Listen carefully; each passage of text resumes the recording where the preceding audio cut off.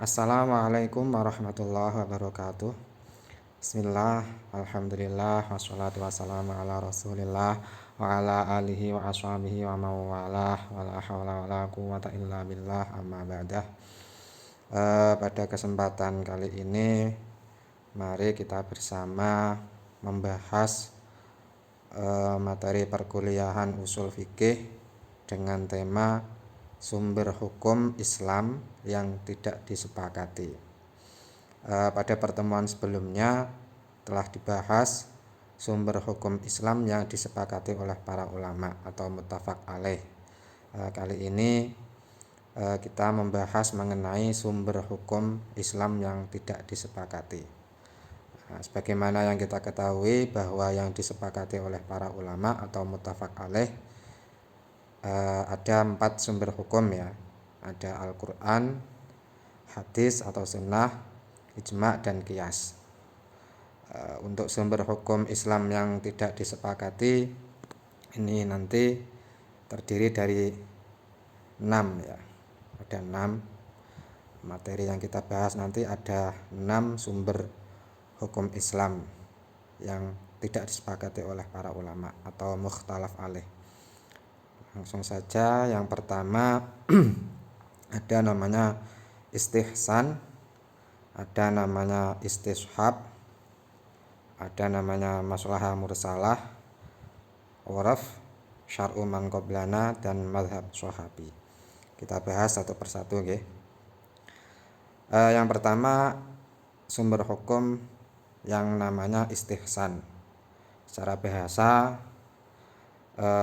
berarti menganggap baik ya, dari kata-kata istahsana yastahsinu istihsanan. Secara etimologi bermakna memandang baik suatu hal atau mengira suatu hal itu baik. Istihsan juga dapat didefinisikan beralih dari qiyas yang hakiki guna menerapkan qiyas yang tidak hakiki, atau beralih dari hukum kulli yang secara umum guna mengamalkan hukum istisna'i atau pengecualian dikarenakan terdapat dalil yang membenarkan menurut logika. Dasar dari istihsan pada surat Az-Zumar ayat 18 ya. Alladzina yastami'una al-qawla fayattabi'una ahsanah ulaika alladzina hadahumullahu wa ulaika hum ulul albab.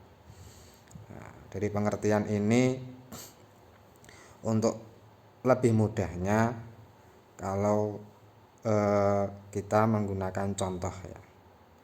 Kita lanjut saja ya. Nah, contoh kalau menurut qiyas, saksi-saksi pada setiap kasus yang diajukan ke depan pengadilan haruslah orang-orang yang adil. Nah, sebab dengan sifat adil itulah seseorang dapat dinilai jujur atau tidaknya, sehingga kesaksiannya dapat dijadikan landasan keputusan hakim. Nah, ini yang perlu digarisbawahi, seorang saksi itu harus orang yang adil. Nah, akan tetapi seandainya dalam suatu negara seorang hakim atau qadhi tidak menemukan orang yang adil, maka ia wajib menerima kesaksian orang yang secara umum dipandang dapat dipercaya ucapannya, sehingga dengan demikian dapat dicegah timbulnya kejahatan-kejahatan baik terhadap harta benda maupun manusia atau individu. Nah, tadi ada yang sifatnya kulli atau secara umum itu adil, tapi ada pengecualian istisna'i ya tadi ya. Ada pengecualian ketika memang tidak menemukan orang yang adil sama sekali. Nah, maka ia wajib menerima kesaksian orang yang secara umum dipandang dapat dipercaya ucapannya. Karena berbicara mengenai adil ini klasifikasinya memang agak rumit ya. Di dalam kitab Fathul Qorib juga diterangkan bahwa syaratnya saksi itu ada 5 ya. Islam, baligh, berakal, merdeka, dan adil. Nah, coba saya sertakan kutipannya ya. Nah, ini nah ini faslon fi syurutis syahid. Jadi pasal yang menjelaskan mengenai seorang saksi. Nah, ini yang pertama Islam, balik, akal, merdeka, dan adil. Nah, syarat seorang dikatakan bisa adil itu harus memenuhi 5 syarat lagi. Nah, di syarahnya yang tengah ini ya, al khamis al adalah wa hiya lughatan at-tawassut wa syar'an malakatun fin nafsi tamna'uha min iktirafil kabairi wa radha'ilil mubahah. Jadi perangai jiwa, adil itu perangai ya, malakah, sifat yang menempel, gawan, malakah perangai jiwa yang mampu mencegah dari melakukan dosa-dosa besar, dan ini yang berat, perkara yang boleh, yang remeh-remeh atau yang memalukan ya, receh-receh. Nah, ini yang berat. Terus ini pengertian adil ya. Dari pengertiannya saja sudah terkesan sangat berat untuk menjadi orang yang adil. Harus bisa meninggalkan dosa besar dan meninggalkan perkara yang mubah, yang remeh, yang menghinakan. Contohnya apa ya? Contohnya yang bisa menghilangkan muru'ah, yang bisa menghilangkan kehormatan. Nanti di sini ada di lanjutannya penjelasan di kitab Fathul Qarib ya. Nah, 5 syarat orang dikatakan adil. Yang pertama, ayyakuna mujtaniban lil kabair, ialah orang yang bisa meninggalkan dosa besar. Ghairu musirrin alal qalil, yang tidak melanggengkan dosa kecil, yang tidak langganan melakukan dosa kecil, minas shaghairi, dari dosa-dosa kecil. Nah, jika dia tidak melakukan dosa besar, melainkan melakukan dosa kecil tapi langganan, nah, itu juga tidak dikatakan orang yang adil. Nah, dosa kecil misalkan menjahili temannya, atau menyakiti temannya, atau omongannya jorok, tapi langganan, nah, itu tidak diterima persaksiannya. Yang kedua, salimas sarirah, ayyakuna salimas sarirah, dia selamat akidahnya. Nah, dia akidahnya aman ya, bukan akidah yang melenceng. Nah, terus lanjutannya, bentar.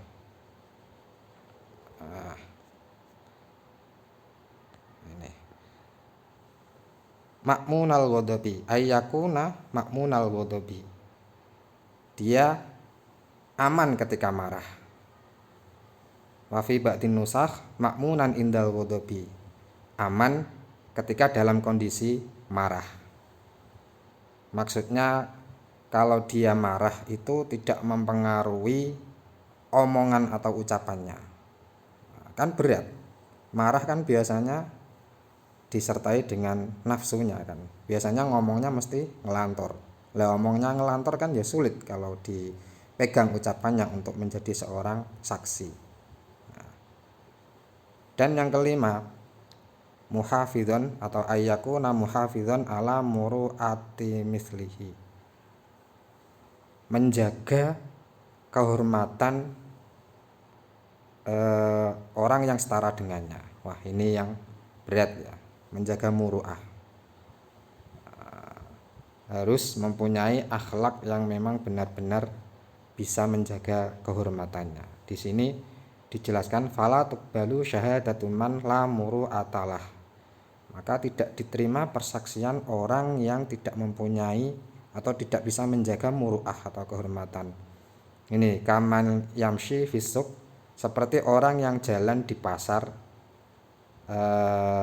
makshu firroksi, yang gundulan sirahe, ndak pakai penutup, ndak pakai songkok atau ndak pakai topi, awil badani ghairul aurati, atau dia auratnya tidak tertutup dengan sempurna. Nah, itu kan berat ya.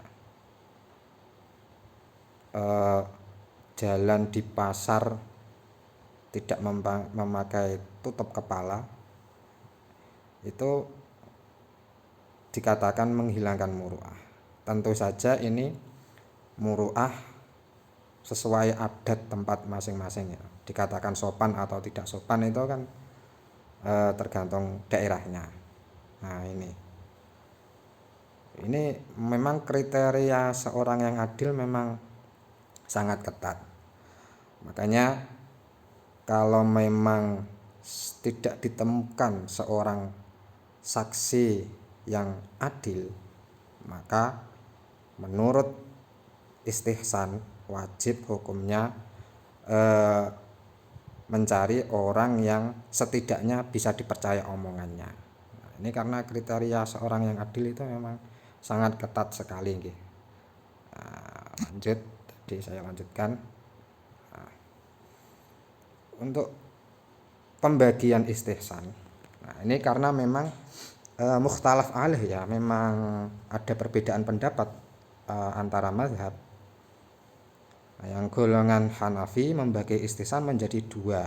Yang pertama istihsan qiyas, yang kedua istihsan yang disebabkan oleh adanya kontradiksi antara qiyas dan dalil-dalil syar'i yang lain. Istihsan ini terbagi menjadi 3 macam. Yang nomor 2 ini ya, yaitu istihsan sunnah, istihsan ijma, dan istihsan darurat. Nah, di sini saya menyampaikan secara global saja karena memang materinya padat ya. Nah, ini kalau menurut Imam Syafi'i, Imam Syafi'i berkata, siapa yang berhujjah atau menggunakan dalil ya dengan istihsan, berarti ia telah menetapkan sendiri hukum syarak berdasarkan keinginan hawa nafsunya. Sedang yang berhak menetapkan huruf syarak hanyalah Allah Subhanahu wa taala.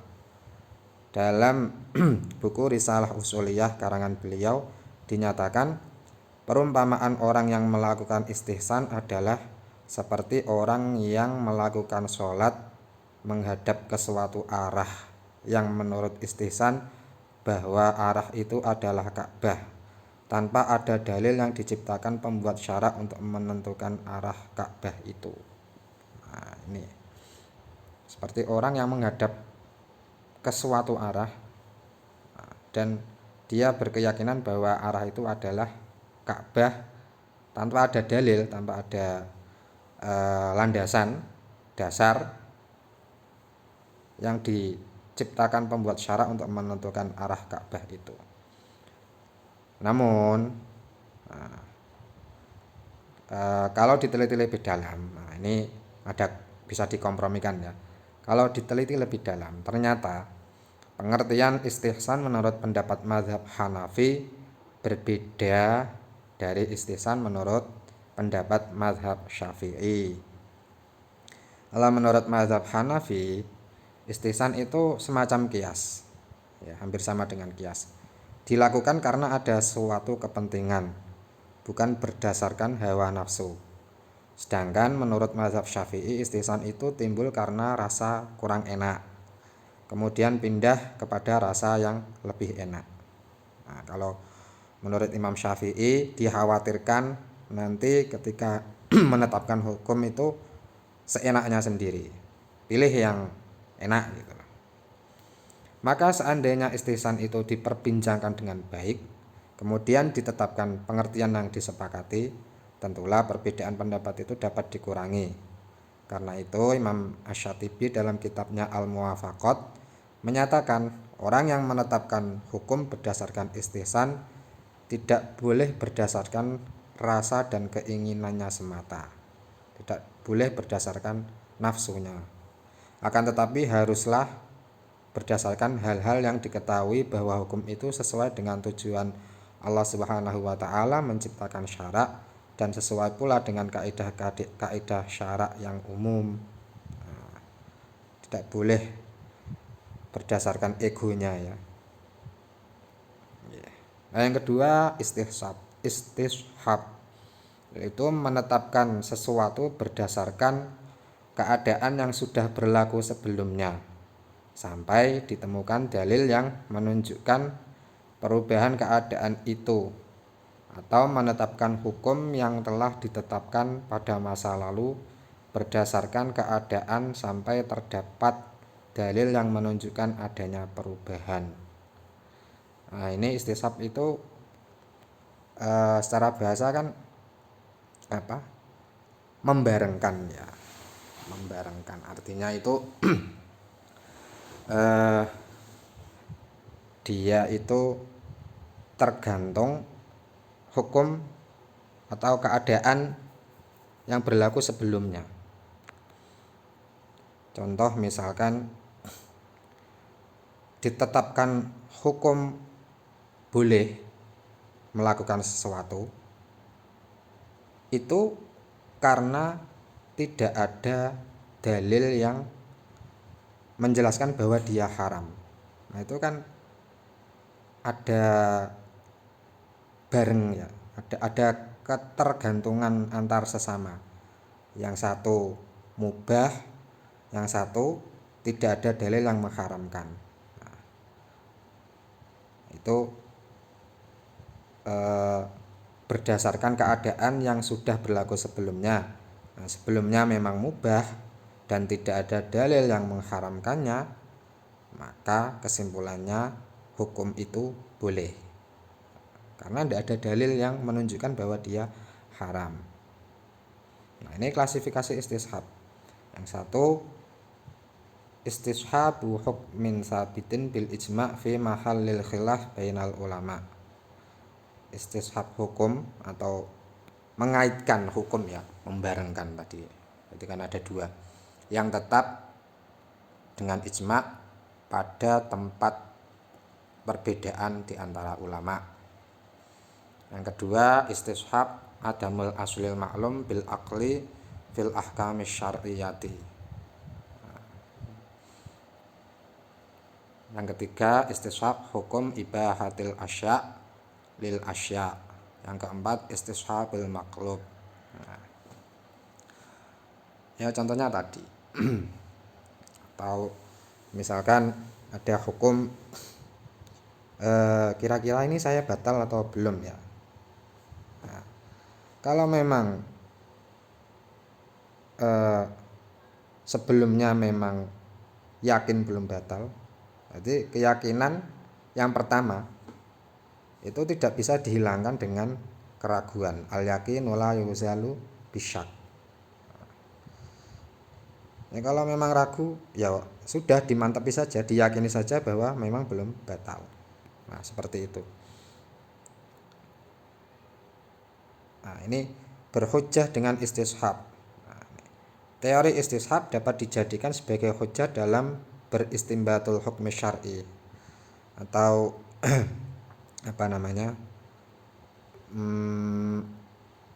melahirkan hukum syarak, baik yang berhubungan dengan ibadah, muamalah, adat dan lain-lain yang ada hubungannya dengan kemanusiaan. Sebab dengan diperbolehkannya teori istishab sebagai hujjah beristimbatil hukmi syar'i, hujjah menghasilkan hukum, akan memberikan peluang yang sangat baik bagi para praktisi hukum dalam mengeluarkan atau menetapkan fatwa-fatwa mereka secara mudah. Nah, ini contoh misalkan. Orang bertayamum dan di tengah-tengah sholatnya ia melihat air, maka sholatnya sah dan tak perlu diulang. Nah, ini kan istishab ya, ada dua kejadian. Nah, kejadian yang sebelumnya dia sudah tayamum, berarti kan dalam kondisi sholat dia menggunakan bersuci dengan tayamum. Tapi tiba-tiba di pertengahan sholat itu ada air datang. Nah, sholatnya sah dan tidak perlu diulang. Berbeda ketika dia tayamum belum melaksanakan sholat, tiba-tiba air datang, ya tayamumnya batal, dia harus mengganti dengan wudhu. Nah, itu seperti itu istishab itu. Untuk selanjutnya yang ketiga yaitu maslahah mursalah. Maslahah mursalah adalah kemaslahatan yang tidak memiliki dasar sebagai dalilnya dan juga tidak ada dasar sebagai dalil yang membenarkannya. Nah, nanti kita lihat contohnya. Imam Malik adalah imam mazhab yang menggunakan dalil maslahah mursalah. Syarat maslahah mursalah ada 3 ya menurut Imam Malik. 1. Adanya persesuaian antara maslahah yang dipandang sebagai sumber dalil yang berdiri sendiri dengan tujuan-tujuan syariat atau maqasidus syariah. Maqasidus syariah itu hifdzun nafsi, hifdzul aqli, hifdzuddin. Ada 5 ya, menjaga nyawa, agama, kehormatan, akal. Terus yang kedua, maslahat itu harus masuk akal. Dan ketiga, penggunaan dalil maslahat ini adalah dalam rangka menghilangkan kesulitan yang mesti terjadi. Raf'ul haraj lazim ya, menghilangkan kesulitan. Nah, ini syarat maslahah mursalah ya. Nah, ini klasifikasi maslahah mursalah. Dari sisi eksistensinya maslahah terbagi menjadi 3. Ada mu'tabarah, ada mulghah, ada mursalah. Dari segi substansinya maslahah dibagi menjadi 3. Maslahah dzururiyah, primer, hajiyah, sekunder, dan tahsiniyah atau tersier ya atau pelengkap ya. Bagaimana hukumnya berhujjah dengan maslahah mursalah? Tentang kehujahan maslahah mursalah, para ahli hukum Islam berbeda pendapat. Kelompok Syafi'iyah dan sebagian Malikiyah seperti Ibnu Hajib dan kelompok Al-Fahiri berpendapat bahwa maslahah hukum asy'ari.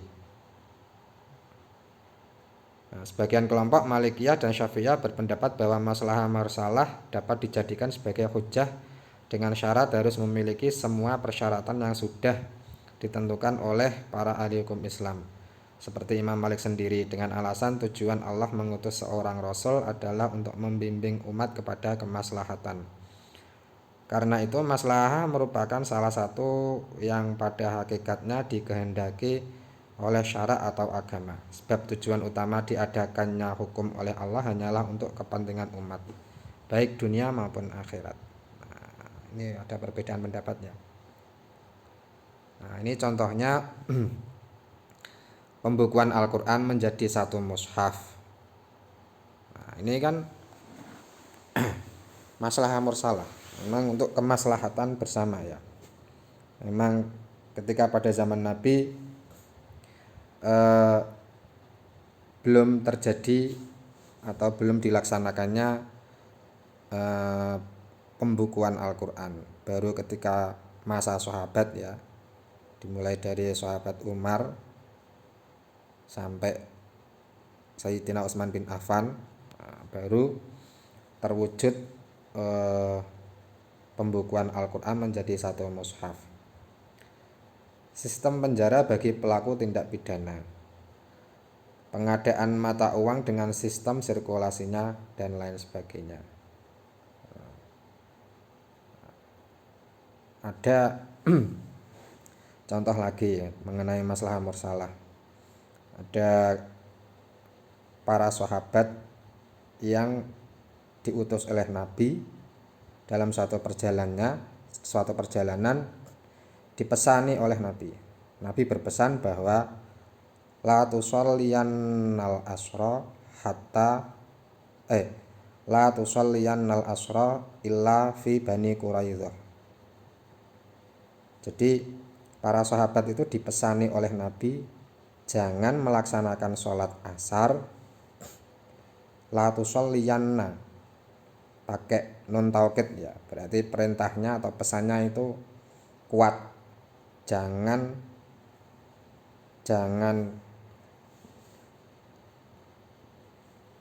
hati-hati benar maksudnya itu. Jangan sampai sholat asar kecuali ketika kalian nanti sampai di Bani Quraidah. Ternyata dalam perjalanan itu belum sampai Bani Quraidah, waktu asar itu sudah hampir habis. Nah itu kan sahabat itu terpecah.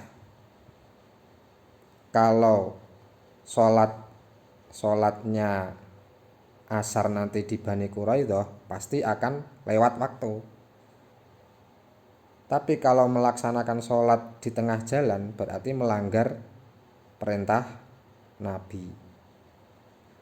Jadi ada satu kelompok yang tetap melakukan sholat karena itu memang perintah, maksudnya perintah sholat ala waktiha kan,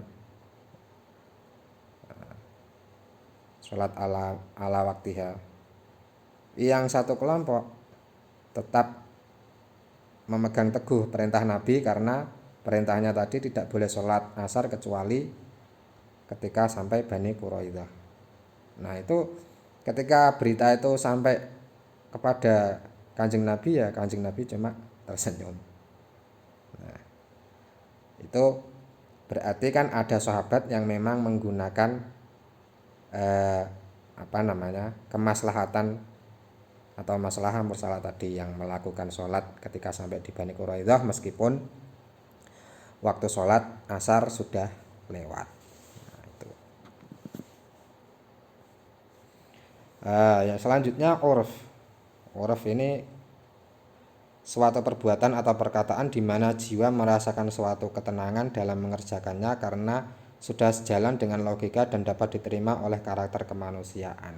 Urf ini ya seperti adat ya, al-adah muhakkamah. Adat itu bisa dijadikan hukum atau budaya.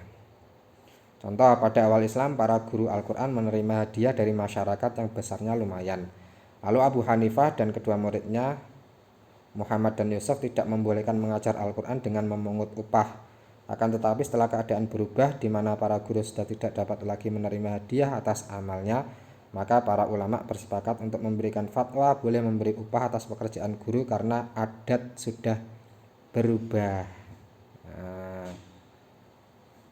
Ya seperti di Indonesia lah. Nah, ini yang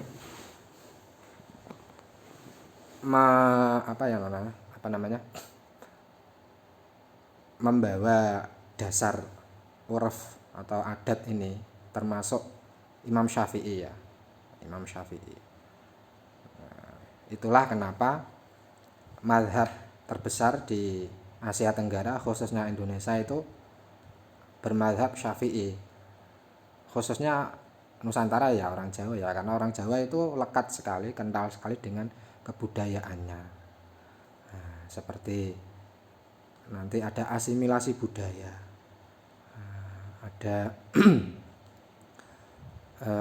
relasi antara agama dengan budaya. Nah, ini relasi antar agama dengan budaya ini sehingga Islam mudah diterima di Jawa. Nah, dan mayoritas memang mazhab Syafi'i karena yang mengusung urf ini memang Imam Syafi'i ya. Urf. Contoh misalkan seperti dulu tahlilan itu kan belum ada di Jawa terutama. Nah, itu terjadi karena sebelum masa Islam di Jawa itu kan kalau ada orang meninggal atau kepercayaan yang dulu ya, animisme dinamisme, itu kan ketika ada orang yang meninggal, keluarga yang ditinggal itu kan melean sampai 7 hari ya, dan pesta malah, dan menyerahkan sesembahan kepada leluhurnya, ya judi ya, mabuk. Nah, ketika Islam datang di Jawa yang dibawa oleh Wali Songo, nah itu kan ceritanya ada dua pendapat juga.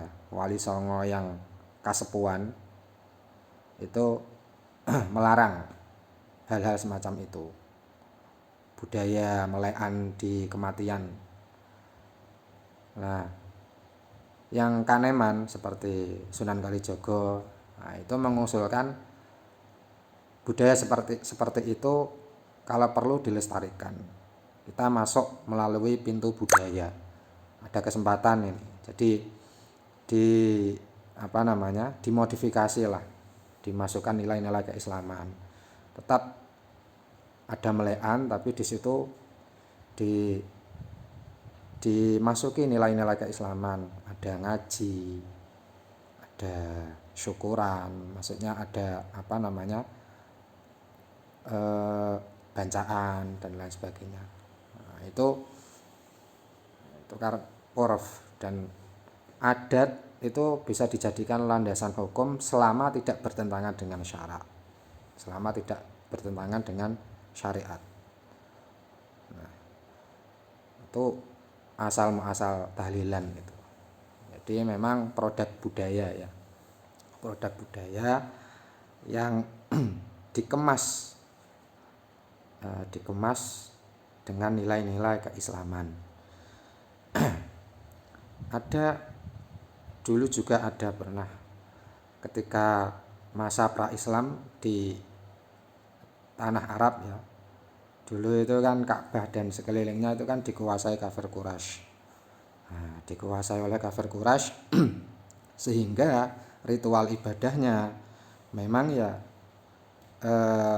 terdapat unsur-unsur jahiliyahnya, termasuk di keliling Ka'bah itu kan terdapat berhala, banyak sekali berhala ya. Jadi orang jahiliyah dulu itu memutari Ka'bah dengan telanjang bulat, tidak memakai pakaian sehelai pun, dan memuja-muja berhala yang di sekelilingnya. Tapi kemudian Islam hadir dan budaya itu, ritual tadi tetap eksistensinya tetap ada, cuma dikemas dengan nilai keislaman. Tadi yang mengelilingi Ka'bah dengan telanjang bulat, terus ketika Islam datang memakai pakaian ihram. Yang memuja-muja berhala diganti dengan bacaan talbiyah dan lain sebagainya. Nah, itu. Ada juga budaya yang memang tidak bisa ditoleransi. Nah, seperti membakar mayat di Bali itu, budaya Ngaben atau di manalah, yang di Toraja atau yang di mana. Nah, itu kan nilai keislaman kan tidak bisa masuk melalui celah mana. Masa mayitnya dibakar itu terus disuceni dulu kan ya percuma, dimandiin kan sudah tidak bisa. Nah, kalau semacam itu tidak diperbolehkan. Nah, itulah kenapa alasan di Indonesia itu kebanyakan mazhabnya Syafi'i, karena memang itu uruf ini atau budaya ini bisa dijadikan landasan hukum selama tidak bertentangan dengan syariat. Syarat-syaratnya ini tidak bertentangan dengan syarak, sudah tidak menyebabkan kemafsadahan dan menghilangkan kemaslahatan. Ya tadi kan malah menghadirkan kemaslahatan kan, karena nilai-nilai Islam masuk. Nah, pintu Islam masuk melalui pintu budaya tadi. Tidak berlaku umum di kalangan kaum muslim. Nah, Ya memang hanya kasuistik ya, kasuistik, kasus-kasus yang tidak umum, tidak berlaku dalam ibadah mahdhoh, ibadah yang murni kayak sholat. Nah, itu kan tidak bisa dimodifikasi. Nah, kecuali kalau tahlilan, terus syukuran dan lain sebagainya kan tidak ibadah yang sifatnya mahdhoh.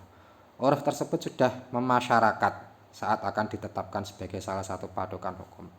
Tidak bertentangan dengan suatu perkara yang telah diungkapkan dengan jelas. Ya. Terus selanjutnya satu dzari'ah. Ahli usul diartikan sesuatu yang menjadi perantara atau jalan pada sesuatu yang lain. Satu dzari'ah adalah menutup atau mencegah wasilah atau perbuatan yang dilakukan seseorang sebelumnya mengandung kemaslahatan tetapi berakhir dengan suatu kerusakan atau mafsadah. Ibnul Qayyim, dzari'ah itu tidak hanya menyangkut sesuatu yang dilarang tetapi juga ada yang dianjurkan. Jadi dzari'ah itu dibagi menjadi dua, ada satu dzari'ah menutup, ada fatu dzari'ah yang dianjurkan itu membuka ya. Perbuatan yang membawa ke arah mubah adalah mubah. Perbuatan yang membawa ke arah haram adalah haram. Nah, ini perantara satu dzari'ah itu. Perbuatan yang menjadi perantara atas terlaksananya perbuatan wajib adalah wajib.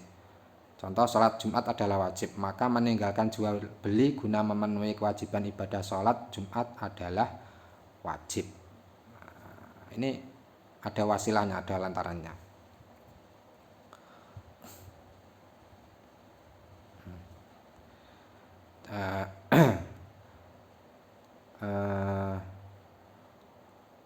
Contohnya lagi, jangan engkau mencela orang tua kalian. Nah, itu kan Nabi pernah berpesan seperti itu. Terus sahabat bertanya, maksudnya kami mencela orang tua kami sendiri itu seperti apa?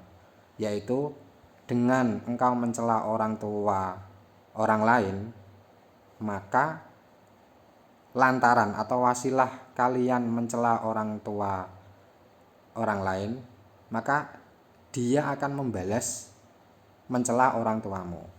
Nah, ini juga dzari'ah ya. Dzari'ah.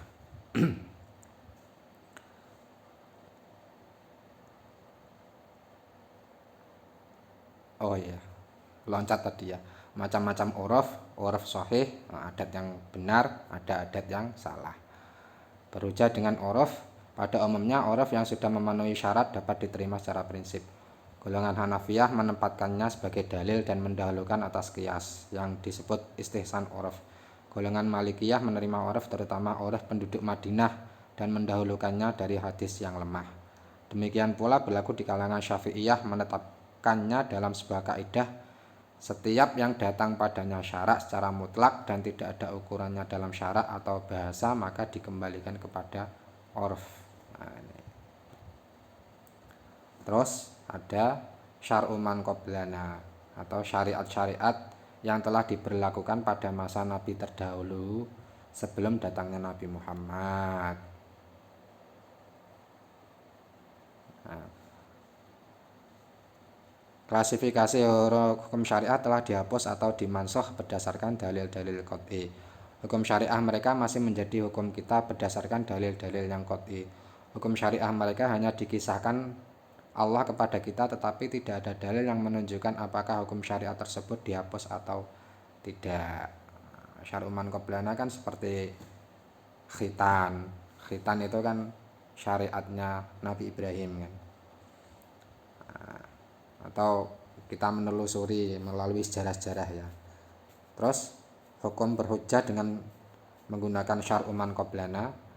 Syar'u man qablana hakikatnya merupakan dalil tersendiri yang persoalannya harus dilihat lebih jauh melalui Al-Quran dan hadis. Nah, ini harus